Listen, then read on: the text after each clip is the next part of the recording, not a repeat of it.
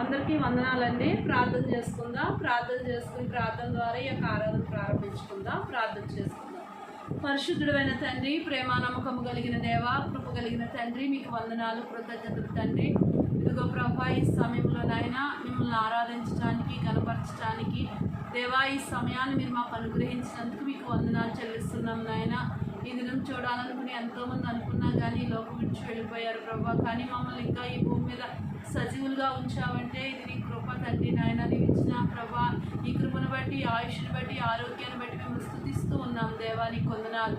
ఇదిగో ప్రభా, ప్రార్థన ద్వారా ఈ యొక్క ఆరాధన ప్రారంభిస్తూ ఉంటుండగా నా తండ్రి, ప్రారంభం నుంచి ముగింపు వరకు కూడా నాయన మీరే ప్రభ నడిపించి మీ ఆత్మ సహాయం మాకు అనుగ్రహించి మీ నామానికే మహిమ తెచ్చుకోమని యేసు నామంలో ప్రార్థిస్తూ ఉన్నాను తండ్రి. పాట పాడుకుని దేవుని నామాన్ని మహిమపరుచుకుందాం. యేసయ్యా నీ కృప నాకు చాలయ్యా అనే పాట పాడుకుందాం. యేసయ్యా నీ కృప నాకు చాలయ్యా, నీ కృప లేనిదే నేనుండలేనయ్యా. యేసయ్యా నీ కృప నాకు చాలయ్యా, నీ కృప లేనిదే నేనుండలేనయ్యా. నీ కృప లేని క్షణము, నీ దయలేని క్షణము నేను ఊహించలేను యేసయ్యా. నీ కృప లేని క్షణము, నీ దయలేని క్షణము నేను ఊహించలేను యేసయ్యా. యేసయ్యా నీ కృప నాకు చాలయ్యా, నీ కృప లేనిదే నేనుండలేనయ్యా. యేసయ్యా నీ కృప నాకు చాలయ్యా, నీ కృప లేనిదే నేనుండలేనయ్యా. మహిమను విడచి మహిలోకి దిగి వచ్చి మార్గముగా మారి మనిషిగా మార్చావు. మహినే నీవు మాధుర్యముగా మార్చి మాదిరి చూపి మరో రూపమిచ్చావు. మహిమను విడచి మహిలోకి దిగి వచ్చి మార్గముగా మారి మనిషిగా మార్చావు. మహినే నీవు మాధుర్యముగా మార్చి మాదిరి చూపి మరో రూపమిచ్చావు. మహిమలో నేను మహిమతో నుండా మహిమగా మార్చింది నీ కృప. మహిమలో నేను మహిమతో నుండా మహిమగా మార్చింది నీ కృప. యేసయ్యా నీ కృప నాకు చాలయ్యా, నీ కృప లేనిదే నేనుండలేనయ్యా. యేసయ్యా నీ కృప నాకు చాలయ్యా, నీ కృప లేనిదే నేనుండలేనయ్యా. ఆజ్ఞల మార్గమున ఆశ్రయమును ఇచ్చి ఆపత్కాలమున ఆదుకున్నావు. ఆత్మీయులతో ఆనందింపజేసి ఆనంద తైలముతో అభిషేకించావు. ఆజ్ఞల మార్గమున ఆశ్రయమును నిచ్చి ఆపత్కాలమున ఆదుకున్నావు. ఆత్మీయులతో ఆనందింపజేసి ఆనంద తైలముతో అభిషేకించావు. ఆశ తీరా ఆరాధన చేసే అదృష్టమిచ్చింది నీ కృప. ఆశ తీరా ఆరాధన చేసే అదృష్టమిచ్చింది నీ కృప. యేసయ్యా నీ కృప నాకు చాలయ్యా, నీ కృప లేనిదే నేనుండలేనయ్యా. యేసయ్యా నీ కృప నాకు చాలయ్యా, నీ కృప లేనిదే నేనుండలేనయ్యా. నీ కృప లేని క్షణము, నీ దయ లేని క్షణము నేను ఊహించలేను యేసయ్యా.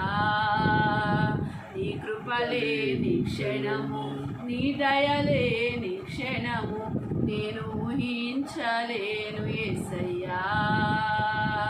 యేసయ్యా నీ కృప నాకు చాలయ్యా, నీ కృప లేనిదే నేనుండలేనయ్యా. యేసయ్యా నీ కృప నాకు చాలయ్యా, నీ కృప లేనిదే నేనుండలేనయ్యా. దేవుని స్తోత్రాలు.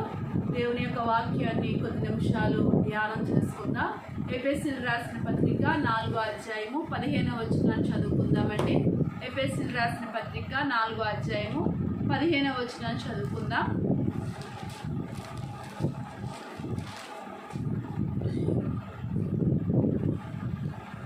ప్రేమ కలిగి సత్యము చెప్పుచు క్రీస్తు వలె ఉండుటకు మనం అన్ని విషయములలో ఎదుగుదుము. చాలండి. మరొకసారి చిన్న ప్రార్థన చేసుకుందాం. పరిశుద్ధుడైన తండ్రి, మహాగణుడైన దేవా, నీ ఘనమైన నామమును బట్టి మిమ్మల్ని స్తుతిస్తూ ఉన్నాను దేవా. ఈ సమయమందు నాయన నీ లేఖన భాగాన్ని ధ్యానం చేసుకొచ్చుండగా దేవా, నీ లేఖనంలో నుంచి మమ్మల్ని అందరినీ బలపరచుతండి. నీ మాటలు మా జీవితాలను ఎంతగానో ఆదరింపజేసేవి దేవా. నీ మాటలు మమ్మల్ని ఇంకా నీలో స్థిరపరిచేవి కనుక నీ మాటల చేత మమ్మల్ని దర్శించమని, నీ మాటలు వినిచున్న ప్రతి ఒక్కరూ కూడా ఆత్మీయంగా బలపడినట్లుగా నీ ఆత్మ సహాయం అనుగ్రహించమని, ఆత్మ నడిపింపు దయచేయమని యేసు నామంలో ప్రార్థిస్తూ ఉన్నాను తండ్రి, ఆమేన్. ఇక్కడ ఎఫెసీయులకు రాసిన పత్రికలో దేవుని వాక్యాన్ని మనం గమనించినట్లయితే 15వ వచనంలో ఏం రాయబడుతుందంటే, ప్రేమ కలిగి సత్యము చెప్పుచు క్రీస్తు వలె ఉండుటకు మనము అన్ని విషయములలో ఎదుగుదుము అని ఇక్కడ దేవుని వాక్యంలో పౌలు గారు ఎఫెసీయులకు రాస్తూ ఈ పత్రిక రాస్తున్నాడు. అంటే క్రీస్తు వలె ఉండుటకు అన్ని విషయాల్లో కూడా ఎదగాలి. క్రైస్తవుడుగా క్రీస్తులో జన్మించిన ప్రతి ఒక్కరూ కూడా ఎదగాలని దేవుని ఆశ. ఏమంటే ఈ లోకంలో కూడా మనం చూసినట్లయితే పుట్టిన బిడ్డ మరి ఎదగాలని తల్లిదండ్రులు కోరుకుంటూ ఉంటారు. ఏమంటే పుట్టినప్పుడు ఒక పసిబిడ్డగా చిన్న బిడ్డగా పుడతాడు. పుట్టిన ప్రతి బిడ్డ కూడా ఆ నెలకు ఆ నెల, ఆ సంవత్సరానికి ఆ సంవత్సరం, ఆ రోజుకి ఆ రోజు ఎదుగుతూ ఉంటాడు. అలాగే మనము కూడా ఆత్మీయ జీవితంలో ఎదగాలని దేవుని ఉద్దేశమై ఉన్నది. ఏమండి పుట్టిన బిడ్డ పుట్టినట్లుగా ఉండిపోతే తల్లిదండ్రులు చాలా బాధపడతారు కదా. అది చాలా బాధాకరమైన విషయం. బిడ్డ ఎదగకపోతే, బిడ్డకి ఎదుగుదల లేకపోతే తల్లిదండ్రులకు చాలా బాధ. అలాగే మనము క్రీస్తులో ఎదగకపోతే ఏమండి మనం దేవుణ్ణి దుఃఖపరిచిన వారిగా ఉంటాం.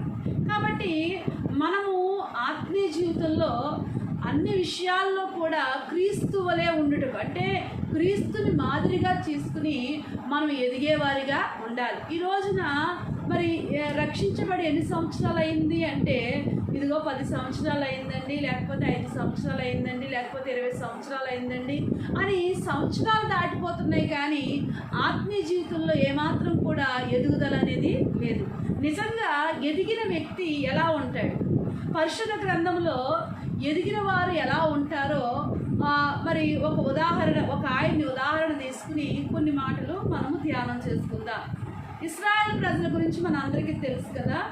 ఇశ్రాయేల్ ప్రజల్ని దేవుడు ఐగుప్తు నుండి విడిపించాడు. ఐగుప్తు దేశం నుండి విడిపించి వాళ్ళకు ఒక వాగ్దానం చేశాడు. ఏంటి ఆ వాగ్దానం అంటే, పాలు తేళ్లు ప్రవహించే దేశాన్ని మీకు ఇస్తాను అని వాగ్దానం చేశాడు.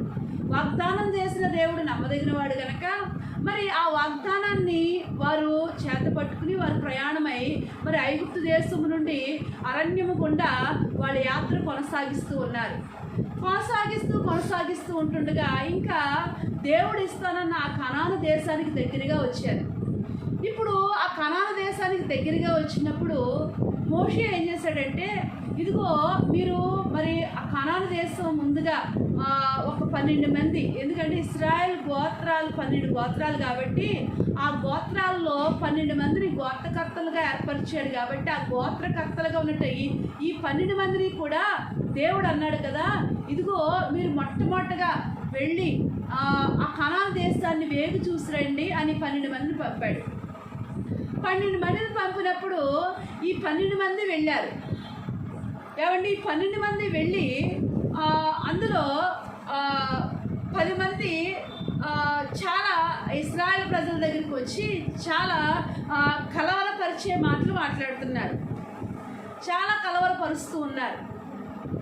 ఏమంటున్నారంటే, అమ్మో ఇంకా మనం ఆ దేశం వెళ్ళలేం, ఎందుకంటే ఆ దేశం చూస్తే ఆ ప్రజలు చూస్తే చాలా ఉన్నతమైన దేహము కలిగిన దేహదారుఢ్యం కలిగి ఉన్నారు. కాబట్టి మనము వారి ఎదుట మిడతల వలె ఉన్నాం. కాబట్టి మనం అసలు ఆ దేశానికి వెళ్ళలేము, ఆ దేశాన్ని స్వతంత్రించుకోలేము అని ఈ 10 మంది కూడా ఏమండి ఆ ప్రజలందరినీ కూడా చాలా కలవరపరిచేశారు. ఏమండి, కానీ 2 మాత్రం వెనకాల వచ్చారు. ఎందుకు వెనకాల వచ్చారంటే, వాళ్ళు కూడా ఒక ద్రాక్ష గెల తెచ్చారు. వాళ్ళిద్దరు కూడా ఒక గెల 2 మోసుకొచ్చారు. ఏమండి, 2 మోసుకొచ్చారు. వాళ్ళిద్దరూ ఎవరు అంటే యెహోషువ, కాలేబు. ఏమండి, యెహోషువ, కాలేబులు ఇద్దరు కూడా ద్రాక్ష గెల మోసుకుని వచ్చి ఆ ద్రాక్ష గెల చూపించి ప్రజలతో చెప్తున్నారు. ఏమనంటే, దేవుడు మనకి ఆ దేశాన్ని తప్పనిసరిగా ఇస్తాడు. ఆ దేశం చాలా ఉన్నతమైన దేశం, చాలా ఆశీర్వాదకరమైన దేశం. కాబట్టి అది పాలు తేనెలు ప్రవహించే దేశం. ఇదిగో దానిలో పంట మేము తీసుకొచ్చాం చూడండి అని ఆ ద్రాక్ష గెలను చూపించి ఈ 2 మాత్రం ప్రజలందరినీ ధైర్యపరుస్తున్నారు. ఏమండి, చూడండి, మోషే యొక్క నడిపింపులో అంటే ఇశ్రాయేలు ప్రజలు సంఘానికి పోల్చబడ్డారు. ఇప్పుడు ఈ 12 మంది కూడా సంఘస్థులే. కానీ ఈ సంఘస్థులుగా ఉన్న ఈ 12 మంది కూడా ఏమండి మోషే యొక్క బోధనలో పెరుగుతున్నారు. వాళ్ళు మోషే యొక్క పెంపకంలో వాళ్ళు పెరుగుతున్నారు. అయినప్పటికీ మోషే పెంపకంలో ధర్మశాస్త్రం బోధించబడుతుంది. వాళ్ళు ఎన్నో మోషే ద్వారా ఎన్నో విషయాలు నేర్చుకుంటున్నారు. కానీ ఇక్కడ మనం గమనించవలసిన విషయం ఏంటంటే, 10 మంది ఆత్మీయ జీవితంలో ఏమాత్రం ఎదగలేదు.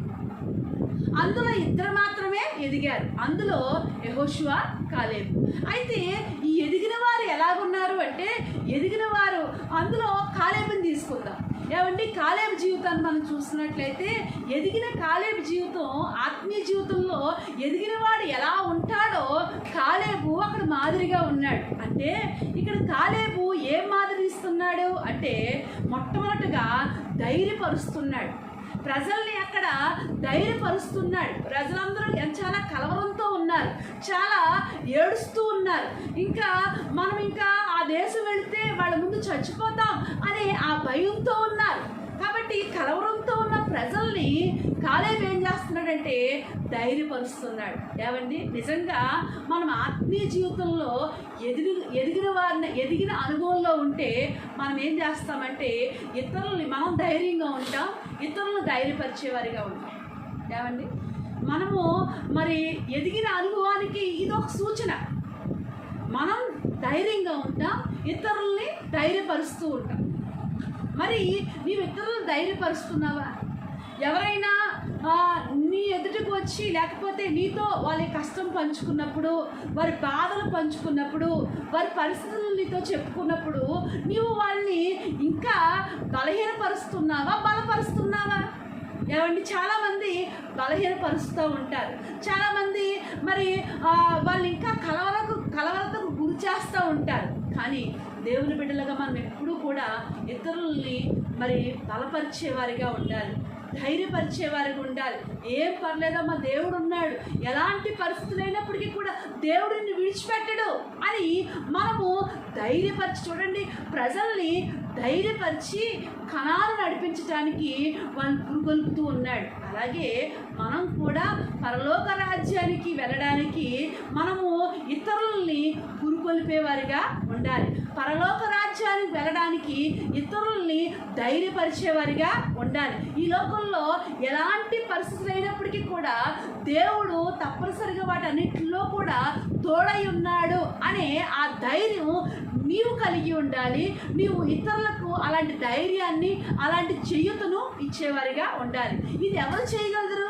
ఇలా ఎవరు ధైర్యపరుస్తారు అంటే ఎదిగిన వారు మాత్రమే ధైర్యపరచగలరు. కాబట్టి ఎదిగిన వారు ధైర్యంగా ఉంటారు, ఇతరులని ధైర్యపరుస్తూ ఉంటారు. ఇప్పుడు కాలేబు ధైర్యపరుస్తున్నాడు. మొట్టమొదటిగా ఎదిగిన వారి యొక్క అనుభవంలో మొదటి మాట ఏంటంటే ధైర్యపరిచే అనుభవం, ధైర్యంగా ఉండే అనుభవం, ధైర్యపరిచే అనుభవం. రెండవ అనుభవం ఏంటంటే ఇక్కడ దేవుని వాక్యంలో మనం చూసినట్లయితే ఒక్కొక్కటి చాలా విషయాలు ఉంటాయి. కాలేబులో ఎదిగిన కాలేబు జీవితంలో చూసినట్లయితే చూడండి, సంఖ్యాకాండం 14వ అధ్యాయం, నేను చెప్పిన మాటలన్నీ కూడా సంఖ్యాకాండం 14వ అధ్యాయంలోనే ఉంటాయి.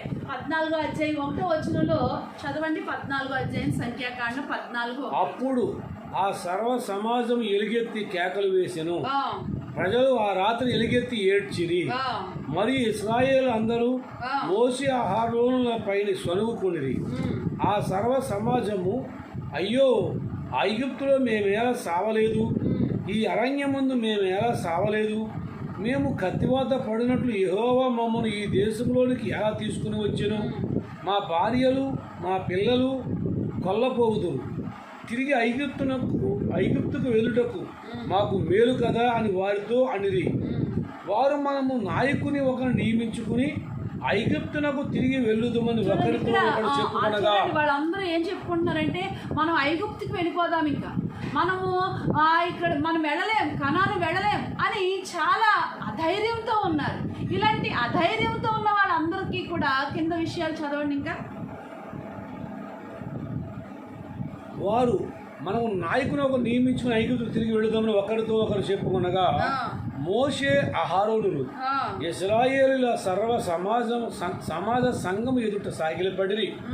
అప్పుడు దేశమును సంచరించి చూచిన వారిలో నుండిన నూను కుమారుడునకు యెహోషువయు యెఫెన్నె కుమారుడకు కాలేబును బట్టలు చింపుకొని ఇశ్రాయేలీయుల సర్వ సమాజముతో, మేము సంచరించి చూసిన దేశము మిక్కిలి మంచి దేశము, యెహోవా మన యందు ఆనందించిన ఎడల ఆ దేశములో మనలను చేర్చి దానిని మనకిచ్చును. దేవుని స్తోత్రం. చూడండి, వీళ్ళు చెప్తున్నారు, ఇదిగో తప్పనిసరిగా దేవుడు ఆ దేశాన్ని మనకి ఇస్తాడు అని వీళ్ళు చాలా ధైర్యంతో చెప్తున్నాడు. నిజమే, మొట్టమొదటిగా మరి మనం ధైర్యపరిచేవారిగా ఉండాలి, విశ్వాసంలో ధైర్యపరచాలి, దేవుని సన్నిధికి నడిపించడంలో వారిని ధైర్యపరిచేవారిగా ఉండాలి, మనము వాళ్ళని బలపరిచేవారిగా ఉండాలి. బలహీనులుగా ఉంటారు, సంఘంలో కొంతమంది బలహీనులుగా ఉంటారు. ఎదిగిన నీవేం చేయాలంటే, రక్షించబడి సంవత్సరాల తరబడి ముందుకు సాగుతున్న నీవేం చేయాలంటే, నీవు క్రొత్తగా వస్తున్న వాళ్ళని, నూతనంగా వస్తున్న వాళ్ళని, వెనక వస్తున్న వాళ్ళని నువ్వు ధైర్యపరిచే అనుభవంలో నీవు ఉండాలి. మొట్టమొదటిగా. రెండవదిగా చూసినట్లయితే అదే సంఖ్యాకాండంలో 12వ వచనం చదవండి. 12వ వచనం, నేను వారికి స్వాస్థ్యం ఇయ్యక తెగులు చేత వారిని హతము చేసి ఈ జనము కంటే మహా బలము గల గొప్ప జనమును. యెహోషువ 14:12 చదవండి. యెహోషువ 14:12. యెహోషువ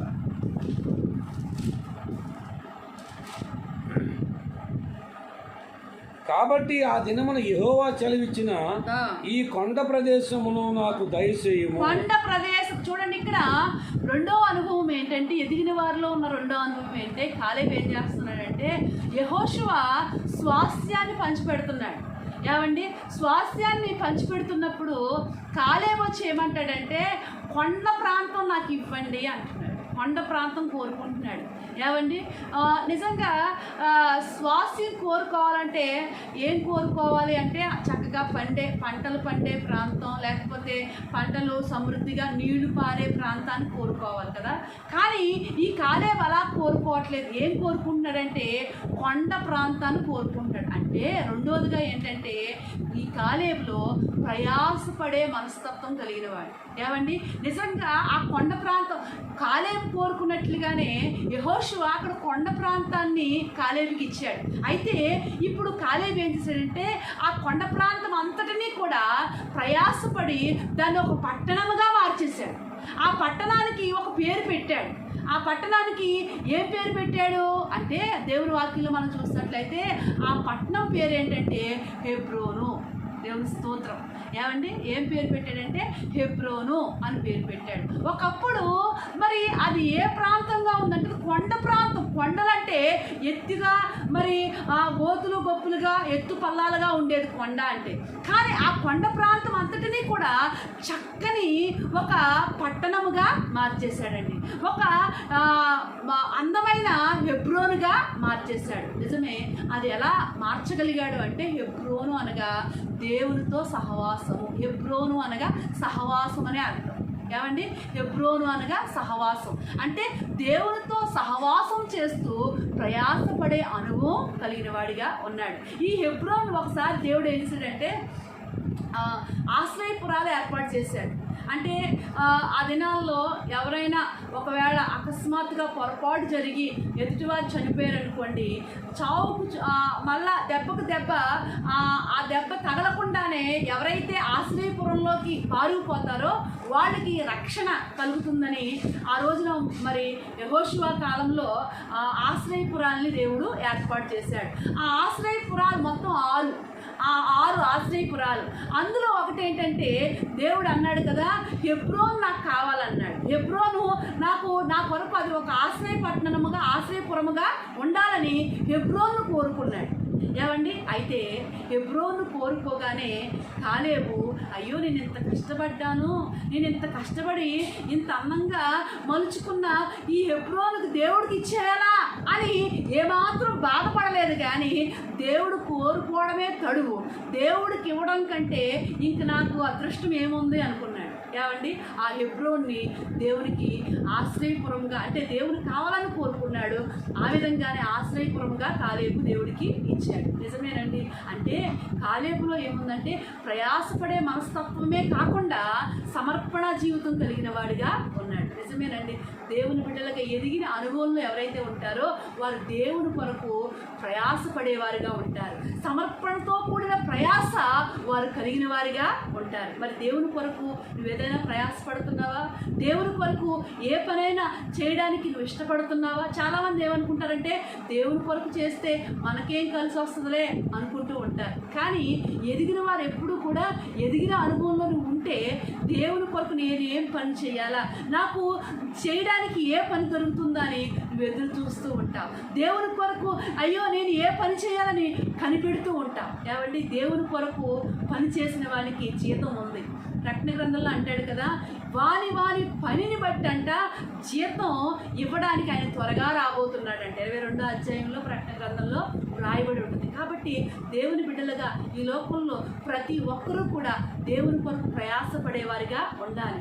ఏమండి, కొరింథీయులకు రాసిన పత్రికలు అంటాడు కదా, ప్రభువునందు మీ ప్రయాస వ్యర్థము కాదు. నిజమే, దేవుని కొరకు మనము ఏ ప్రయాసపడినా కానీ అది వ్యర్థంగా మాత్రం పోదండి. చాలామంది అనుకుంటారు నేను ఇంత దేవుని కొరకు ఇంత ప్రయాసపడుతున్నాను కానీ నేను ఇంకా ఇలాగే ఉన్నానేంటి అనుకుంటారు. కానీ దేవుని కొరకు ప్రయాసపడింది ఎప్పుడూ కూడా వ్యర్థపరిచే దేవుడు కాదండి. నిజమే, మా సేవా అనుభవంలో కూడా ప్రారంభంలో మరి వేల్పూర్కి ఇటువైపున ఇరగవరం ఇంకా కొన్ని ఊళ్ళు ఉంటాయి.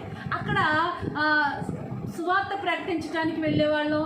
మీటింగులు కూడా పెట్టిన అనుభవం నాకు తెలుసు. అయితే అక్కడ ఎన్ని మీటింగులు పెట్టినా ఎంత ప్రయాసపడినా ఆత్మలు పెద్దగా రక్షింపబడలేదు. కొంతమంది ఉండేవారు.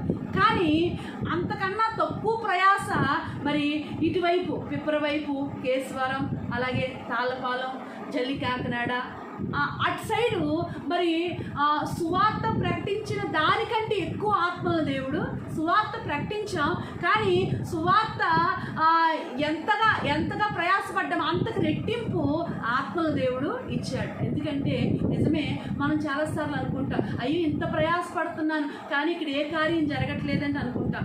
కానీ ఏ కార్యం జరగకపోయినా కానీ నువ్వు ప్రభు కొరకు ప్రయాసపడుతున్నావని ఎరిగి ప్రభు కొరకు ప్రయాసపడడానికి నువ్వు ఇష్టపడితే కనుక నీ ప్రయాసను మాత్రం వ్యర్థం చేసే దేవుడు కాదండి. చూడండి, ఈ లోకంలో ఎవరైనా ఒక గొప్ప వ్యక్తి కొరకు ప్రయాసపడితే ఆ గొప్ప వ్యక్తి ఇచ్చే ప్రతిఫలం ఎలాగుంటుందండి? అది మామూలుగా ఉండదు కదా. మరి ఈ ప్రపంచాన్నే సృష్టించిన ఆ సృష్టికర్త అయిన ఆ దేవదేవుని ఎడల నీవు ప్రయాసపడే మనసు, ఆ దేవుని కొరకు ప్రయాసపడే మనసు నీవు కలిగి ఉన్నప్పుడు మరి నీ ప్రయాసం దేవుడు ఎందుకు వ్యర్థపరుస్తాడండి?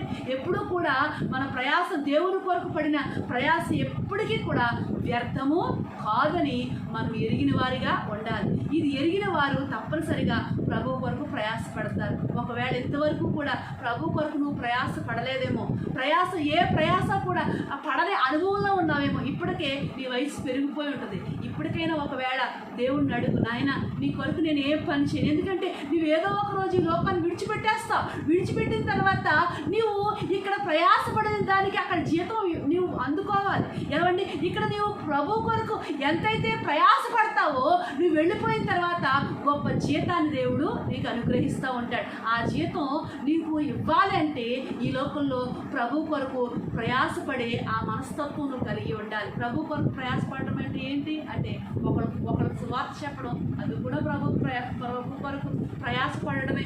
ఏమండి, దేవుని మందిరానికి వచ్చి ఏదైనా పని చేయడం, అది ప్రభు కొరకు ప్రయాసపడమే. ఇలాగా ప్రభు కొరకు ప్రయాసపడడానికి ఎన్నో అవకాశాలు ఈ శరీరంతో, ఈ దేహంతో ఉండగా దేవుడు నీకు అనుగ్రహిస్తాడు. నీకు ఇచ్చిన అవకాశాన్ని సద్వినియోగం చేసుకుంటే, ఏమండి, ఒక తలాంతు ఇచ్చిన వాడు ఆ తలాంతును ఉపయోగిస్తే దేవుడు మరొక తలాంతుని అనుగ్రహిస్తూ ఉంటాడు. కాబట్టి ప్రభు కొరకు ప్రయాసపడే మనస్తత్వం కలిగి ఉంటాడు. ఎవరు ప్రయాసపడగలరు ప్రభు కొరకు అంటే ఎదిగిన అనుభవంలో ఉన్నట్టు వాడు.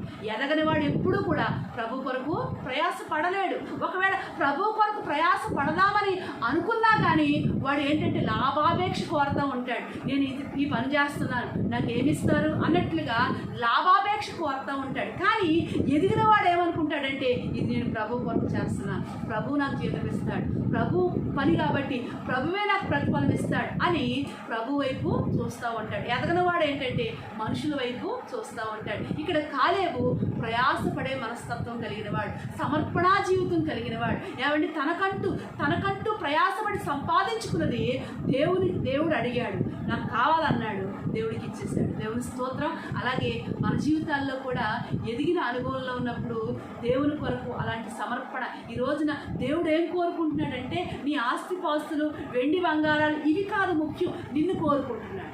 ఏమంటే నీ దేహాన్ని కోరుకుంటున్నాడు, నీ అవయవాలు దేవునికి సమర్పించమని కోరుకుంటున్నాడు, నీ జీవితాన్ని దేవునికి సమర్పించమని కోరుకుంటున్నాడు. మరి నువ్వు సమర్పించుకున్నావా? నీ జీవితాన్ని దేవునికి సమర్పించుకున్నావా? నీ అవయవాలు దేవునికి సమర్పించుకున్నావా? లేకపోతే ఇంకా నీ దేహంతో పాపాన్ని జరిగించడానికి, పాపాన్ని ఇంకా నీ దేహంలో పాపం విడిచిపెట్టకుండా పాపముతో రాజీ పడిపోతున్నావా? ఒక్కసారి ఆలోచించుకో. సమర్పణ జీవితం నీకుందా? నీ జీవితాన్ని సమర్పించుకున్నావా దేవునికి? నీ దేహాన్ని, నీ అవయవాల్ని దేవునికి సమర్పించుకున్నావా? ఏమండి, ఇక్కడ కాలేబు సమర్పణ జీవితం కలిగిన వాడు. అంతేకాకుండా కాలేబు ఏమంటాడంటే, చూడండి, యెహోషువ గ్రంథంలోనే 14వ అధ్యాయము 7వ వచనం చదవండి. యెహోషువ 14:7.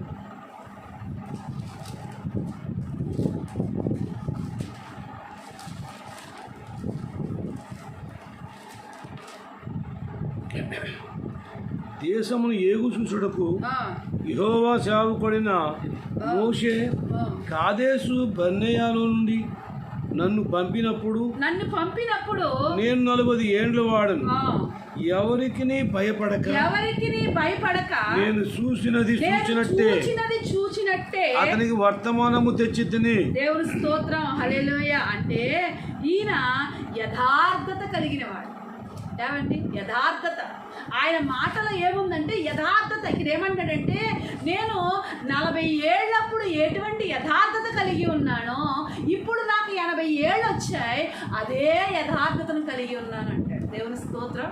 ఏమండి ఆయన యథార్థతలో మార్పు లేదు. ఆయన యథార్థత కలిగిన వాడు. నిజమే, చాలామంది మారిపోతూ ఉంటారు.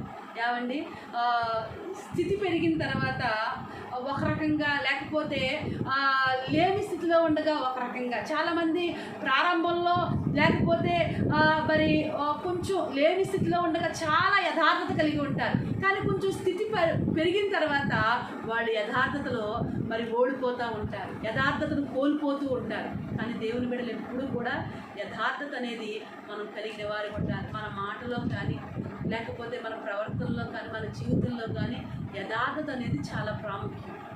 సామెతల గ్రంథంలో అనుకుంటే మాట అంటాడు కదా, యథార్థత కలిగిన వారికంట చీకటిలోనంట వెలుగు పుడుతుందంట. ఏమండి ఎలాంటి చీకటి కలిగిన సమస్యలు అయినప్పటికీ కూడా దేవుడు నీకు వెలుగుగా ఉండి వాటన్నిటిలో నుంచి కూడా తప్పిస్తూ ఉంటాడు. బైబిల్ గ్రంథంలో యోబుని ఏమంటాడంటే యోబు యథార్థవంతుడు అంటాడు. నిజమే, ఈ రోజున నువ్వు యథార్థత కలిగి ఉన్నావా? నీ మాటలు యథార్థతగా ఉన్నాయా? నీ ప్రవర్తన యథార్థతగా ఉందా? ఏమండి యథార్థత కలిగిన జీవితాన్ని కలిగి ఉంటున్నావు? యథార్థత కొరకు నీవు ఆశపడుతున్నావు. నేను యథార్థంగా బ్రతకాలి, నా మాట యథార్థంగా ఉండాలి, నా ప్రవర్తన యథార్థంగా ఉండాలి అనుకుంటున్నావా? ఏమండి దేవుని బిడ్డలు ఎప్పుడు కూడా యథార్థవంతులుగా ఉండాలి. ఇక్కడ చూసినట్లయితే ఆయన ఉన్నట్టుగా చెప్తున్నాడు. ఏమండి లేని చెప్పట్లేదు, కల్పించిన మాటలు చెప్పట్లేదు. ఏమండి ఆయన ఉన్నట్లుగా మాట్లాడుతున్నాడు, యథార్థంగా ఉంటున్నాడు. నిజమే, ఈ రోజున చాలామంది ఉన్నట్లుగా మాట్లాడరు కానీ మరి లేని పుట్టిస్తూ ఉంటారు, ఉన్నది తీసేస్తూ ఉంటారు. ఏమండి ఇలా దేవుని బిడ్డలు ఎప్పుడు కూడా ఉండకూడదు. యథార్థత కలిగిన వారిగానే ఉండాలి. ఎక్కడున్నా మన స్థితి పెరిగినా, లేకపోతే మనం ఏ స్థితిలో ఉన్నా కానీ యథార్థతను మాత్రం విడిచిపెట్టకుండా మనం బ్రతకాలి. ఎదిగిన వాడు ఎప్పుడు కూడా యథార్థత కలిగి ఉండడానికి ప్రయాసపడుతూ ఉంటాడు. నేను యథార్థంగా బ్రతకాలని ఆశ కలిగి ఉంటాడు. ఏమండి ఇది ఎదిగిన అనుభవం. అంతేకాకుండా అక్కడ ఇంకో మాట అంటాడు, ఇంకా అక్కడే చదవండి 11వ వచనంలో, మోషే నన్ను పంపిన నాడు నాకెంత బలము, మోషే పంపిన నాడు నాకెంత బలమో, నేటి వరకు నేటి వరకు అంతే బలం. దేవుని స్తోత్రం. చూడండి ఇక్కడ ఏమంటాడంటే ఆయన బలం తగ్గిపోలేదంట. మరి నీ జీవితంలో ఆత్మీయంగా బలంగా ఉన్నావా? ఏమండి వాక్యానుసారమైన బలం నువ్వు కలిగి ఉన్నావా? ప్రార్థనా బలం కలిగి ఉన్నావా? ఏమండి దేవుని ఆత్మనే అభిషేకం అనే బలం నువ్వు కలిగి ఉన్నావా? ఇలా బలం కలిగిన వారికి ఉన్నామా, బలహీనంగా ఉన్నామా మనం? ఏమండి ఆసక్తి కలిగి ఉన్నట్టులో బలం కలిగి ఉన్నావా? దేవుని సన్నిధికి వచ్చే విషయంలో బలం కలిగి ఉన్నావా, బలహీనులుగా ఉన్నామా? ఒక్కసారి ఆలోచించుకుందాం. చూడండి ఇక్కడ కాలేబు ఇస్తున్న సాక్ష్యం ఏంటంటే బలం కలిగిన వాడంట. ఏమండి బలం కలిగిన వాడంటే దేవుని బిడ్డలు ఎప్పుడూ కూడా బలహీనులుగా ఉండకూడదు. నాకు వయసు అయిపోయింది, ఇంక నేనేమీ చేయలేను అని ఇలాంటి బలహీనమైన మాటలు ఎప్పుడూ మాట్లాడకూడదు. మనకి దేవుడు వాక్యంలో ఉంది కదా, ఆయన కొరకు ఎదురు చూసే వారికంట నూతన బలం అనుగ్రహిస్తూ ఉంటాడు. నూతన బలం అంటే ఏంటంటే నిన్నే మరలా ఈరోజు మరలా క్రొత్త బలం, మరలా ఈవేళే మరలా రేపు మరలా బలం. అలాగా దేవుని బిడ్డలకి ఎప్పుడు కూడా ఆయన కొరకు ఎదురు చూసే వారికి నూతన బలాన్ని దేవుడు అనుగ్రహిస్తూ ఉంటారంట. కాబట్టి దేవుని బిడ్డలుగా మనం ఎప్పుడు కూడా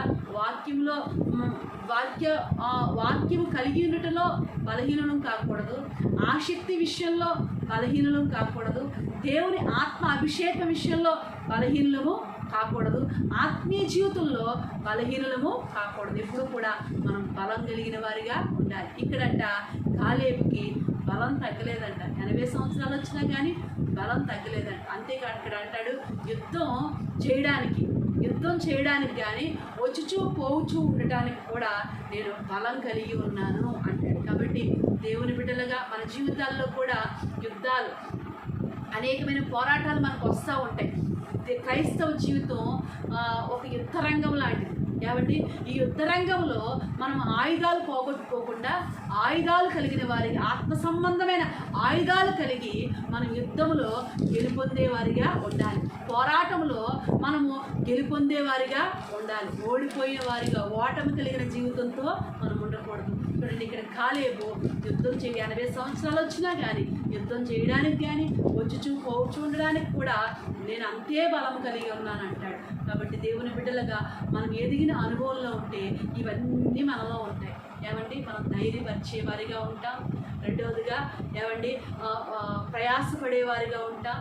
సమర్పణ జీవితం కలిగిన వారిగా ఉంటాం. యథార్థత కలిగిన వారిగా ఉంటాం. నిండు మనసుతో దేవుణ్ణి అనుసరించే వారిగా ఉంటాం. బలం కలిగిన వారిగా ఉంటాం. ఈ లోకంలో బ్రతికినంత కాలము కూడా ఆత్మీయ జీవితంలో బలవంతులుగానే ఉంటాం. ఏమాత్రం కూడా బలహీనము కాము. కడవరకు కూడా కాలేబు అలా బలవంతుడిగా బ్రతికాడు. యుద్ధం చేయడానికి ఏమాత్రం కూడా ఆయనకు బలం తగ్గలేదు. అలాగే దేవుని యొక్క మరి నామములో మనం కూడా మన యుద్ధోపకరణములు మరి శరీర సంబంధమైనవి కావు అంటాడు. కాబట్టి మరి ఆత్మ సంబంధమైన యుద్ధోపకరణములు మనము పోగొట్టుకోకుండా ఏమంటే అవి మనం ధరించిన వారిగా సాతానుడు ఎప్పుడు కూడా మన మీద యుద్ధం చేయడానికి నలువైపులా చూస్తూ ఉంటాడు. నలుదిక్కుల నుంచి వాడు పొంచి ఉంటాడు. ఏమండి పొంచి ఉన్న సాతాన్ని మనం ఎదిరించడానికి మన దగ్గర యుద్ధోపకరణములు మనం ధరించిన వారిగా వాడితో ఎప్పుడు కూడా పోరాడటానికి ఈ లోకంలో ఉన్నంత కాలము కూడా యోబు అంటాడు, నరుల కాలం యుద్ధ కాలం కాదా అని అడుగుతూ ఉంటాడు. కాబట్టి ఈ యుద్ధ రంగంలో మనము మరి పోరాడేవారిగా జయం పొందేవారిగా ఉందాం. ఈ విధంగా ఎదిగిన అనుభవంలో అన్ని విషయాల్లో కూడా క్రీస్తు వలె ఉండుటకు ఎదిగిన అనుభవంలోనికి వద్దాం. దేవుడి మాటలు దీవించును గాక. ఆమేన్. ప్రార్థన చేసుకుందామండి.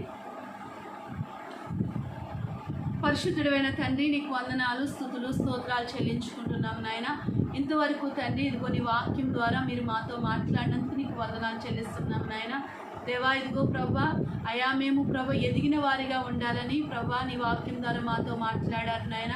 నిజమే, పుట్టిన బిడ్డలు తల్లిదండ్రులు ఎప్పుడు కూడా అయా ఆ బిడ్డ ఎదగాలని కోరుకుంటాడు. అలాగే నాయన నీవు కూడా మేము ఎదగాలని, సంఘంలో ప్రతి ఒక్కరూ కూడా ఎదగాలని కోరుకుంటున్నావు నాయన.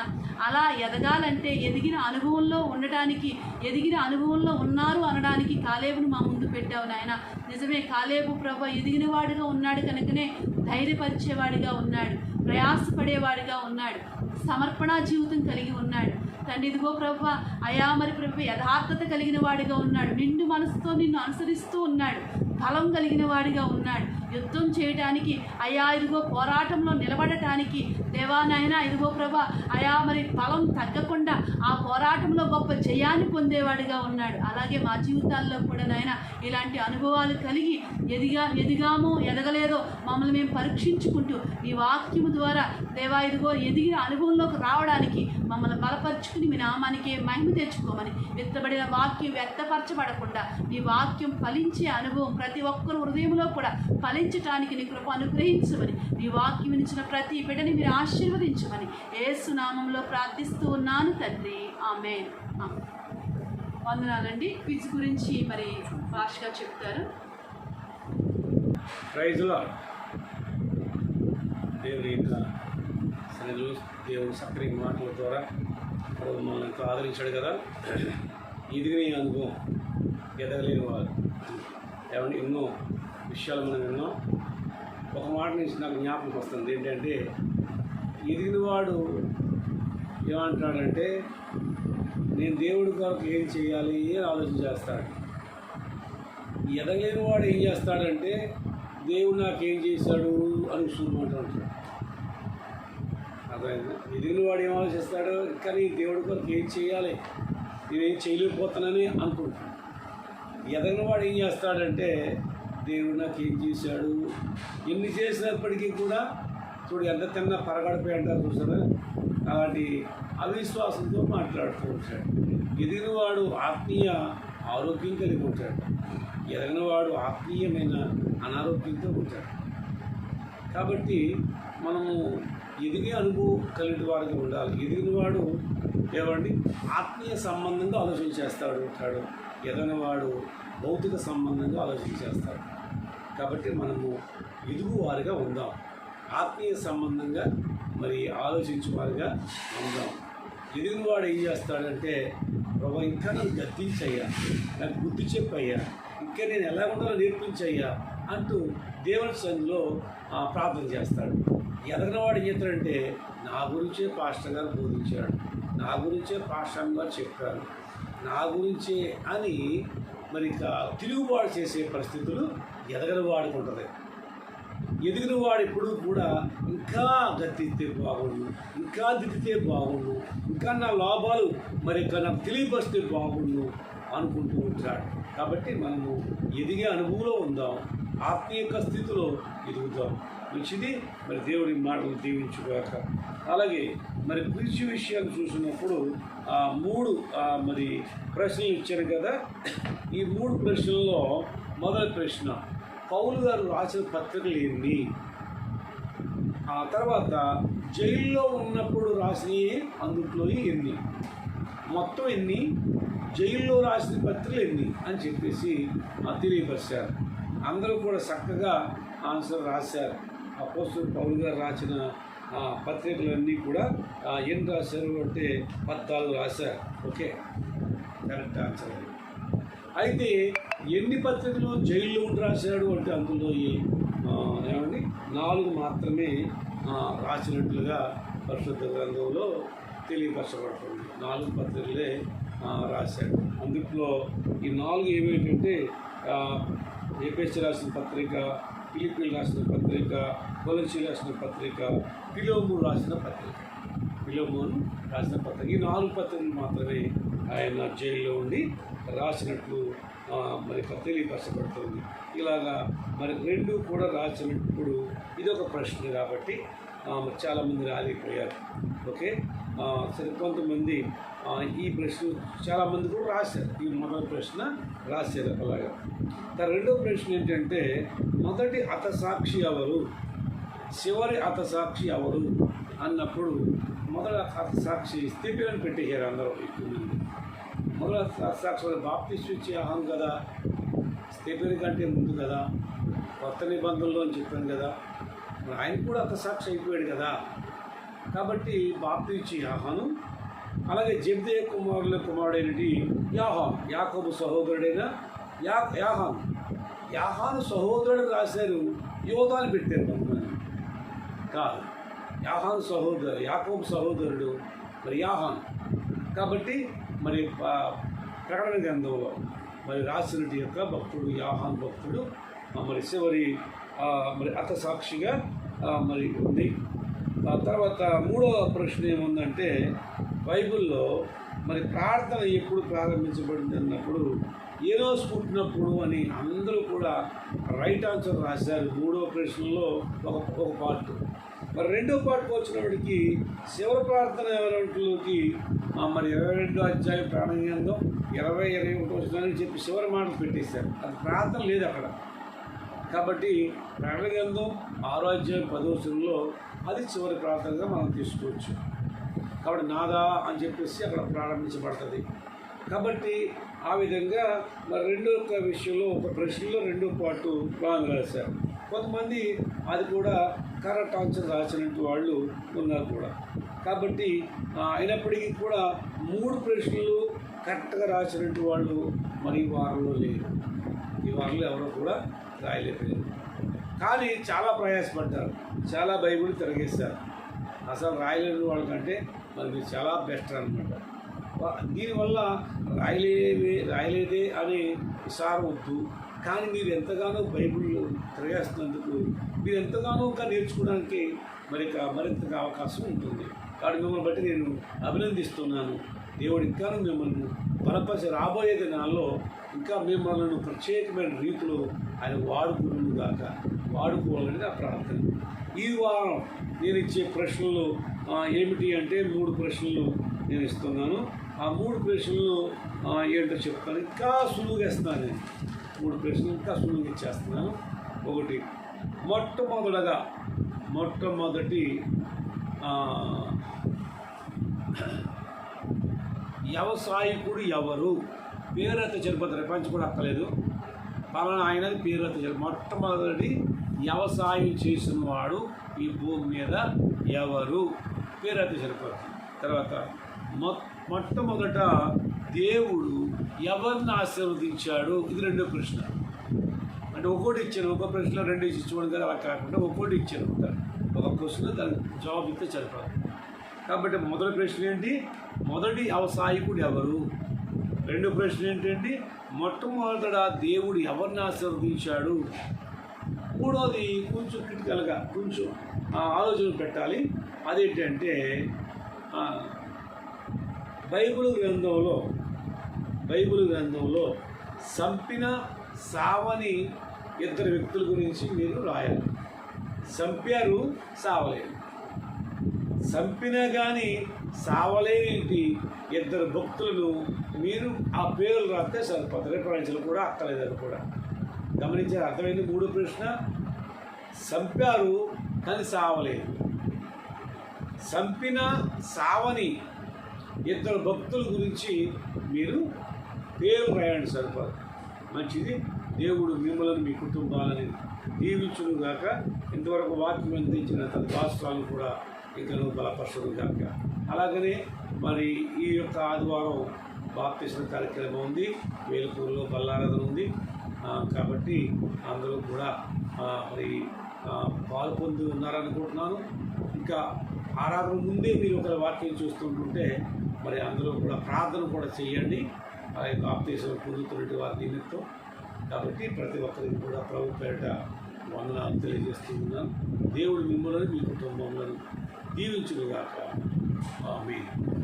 ప్రేమల తండ్రి, వందనాలు, స్తోత్రాలు. వీళ్ళందరూ దీవించి ఆశీర్వదించండి. ఇలా ఇచ్చినప్పుడు చాలా వారు ప్రయాసపడుతూ ఆ బైబిల్ తిరగిస్తూ ఇంకా ఈ ప్రశ్న గురించి ఎన్నో విషయాలు తెలుసుకోగలుగుతున్నారు. అందులో బట్టి స్తోత్రం. వారి విశ్వక ప్రభా నీ వాక్యాన్ని ధ్యానించుకునే భాగ్యం ప్రతి బిడ్డలో పెట్టండి. ప్రతి బిడ్డను బలపరచండి. ప్రతి బిడ్డను ఆశీర్వదించి ఈ నామానికి మహిమ తెచ్చుకోండి. యేసు నామములో ప్రార్థన చేస్తున్నాను తండ్రి. ఆమేన్. ఆమేన్. అలాగే గడిచినసారి రిఫరెన్స్లు చెప్పాను కదా, అందుట్లో గంగా మధు అనే అమ్మాయి 3 ప్రశ్నలు కూడా కరెక్ట్గా రాసింది. నేను అది తర్వాత చూశాను, ఫస్ట్ చూడలేదు. మంచిది. దేవుడు మిమ్మల్ని మీ కుటుంబాలు దీవించుగాక. God bless you. ఆమేన్. వందనాలండి.